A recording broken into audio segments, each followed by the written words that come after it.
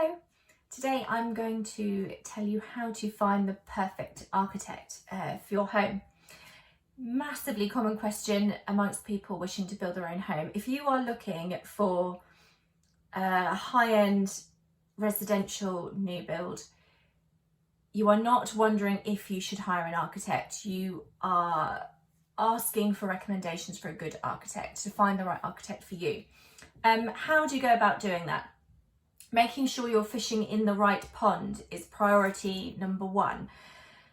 You want to be looking at registered architects. Sometimes Googling doesn't help because you will get results thrown up like architectural designer and things. And as you know, they are different. A registered architect is registered with the ARB and is a qualified professional.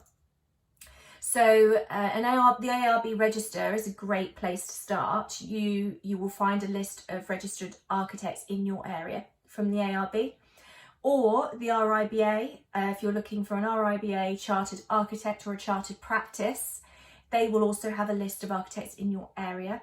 I can put those links for you in the comments. They're really useful places to start.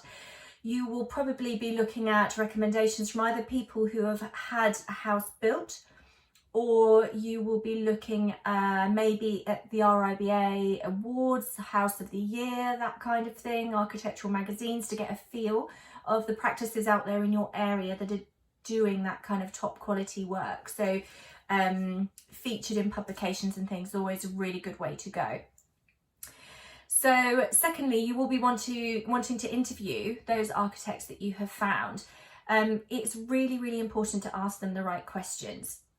Looking for high-end residential, you know that you're not actually looking for price solely. It's not based on price. You know what you're looking for. You are looking for top quality design and detailing, and a level of professionalism that you would expect when you're investing this much money into a project. So you're asking the questions about what your level of correspondence will be, how that professional is going to work with you throughout the project, how much involvement they have, how much involvement you will have, key points that they will step in, what to expect, the type of program, that sort of thing. What is absolutely vital is that you get on with them. So personality is really, really important, because remember, you're going to be having a relationship with this person for quite some time. It could be a couple of years from beginning to end, or maybe more. We've had clients that have taken longer at the design end, so we've been with them for a very long time. So your personalities have to gel. Having a sense of humour is always a good idea. I think we've all seen Grand Designs, haven't we? I think I've probably mentioned this in other videos, but there are lots of things along the way that you sometimes just need to let go of a little bit, and actually being able to have a laugh with your architect is really important. So personality is really important. Understanding how they translate a brief. Different architects have different ways of working. Some architects will go away and design for you and present you with something that they've translated, that is their interpretation of it, that is quite rigid. And it's just the way different architects work, and some clients like that. Some clients just want to be presented with something. They don't necessarily want the involvement. They want to give a brief and receive a design, and that's it.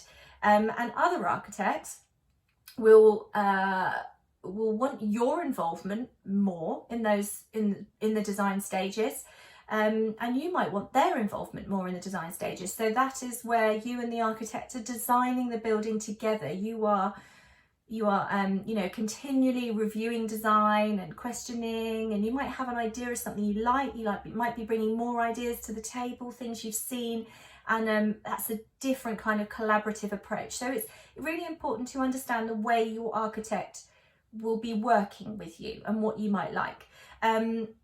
Expectations, understanding how they work, and when you will be meeting with them, and that kind of thing. How often you'll be speaking to them, how often you want to speak to them, and how often they will need to speak to you. That's really important. You might want a more hands-off approach, like I said before, that might be, right, here we go, here's my brief, you go and make a design. Or you might want, you know, very, very regular check-ins, maybe daily correspondence of sending images over and that kind of thing. So it's more of a conversation. Style. Some architects will have a very definitive style. And really have a look at their work, but also ask them about it. There are some architects where you'll go to them because you want their style of building, you want their style of architecture, and that's what you're paying for. You're paying for whoever it is, building. Other architects don't have a definitive style. They're designing with your brief, your likes, your dislikes, the landscape, although all architects will design with that.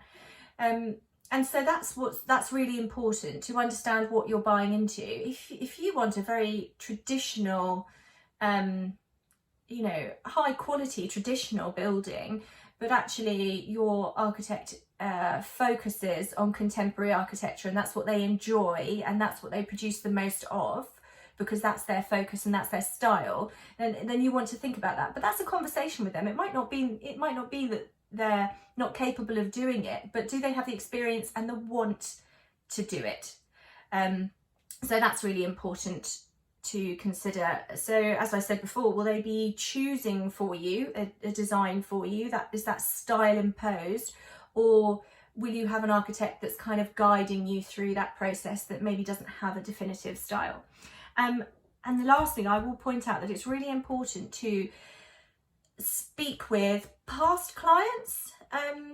You know, reading reviews is really useful as well, but speaking with past clients and understanding how their project went, if they were happy with their services, what made them different, what they enjoyed, ask those key questions.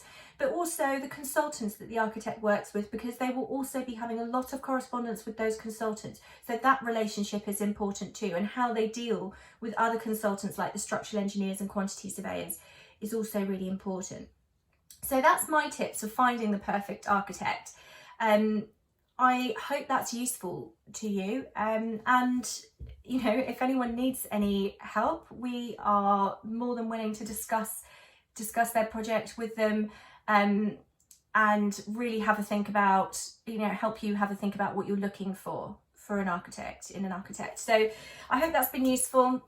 Feedback always very greatly received. So if you have any more questions, please get in touch. Okay, and I'll see you soon.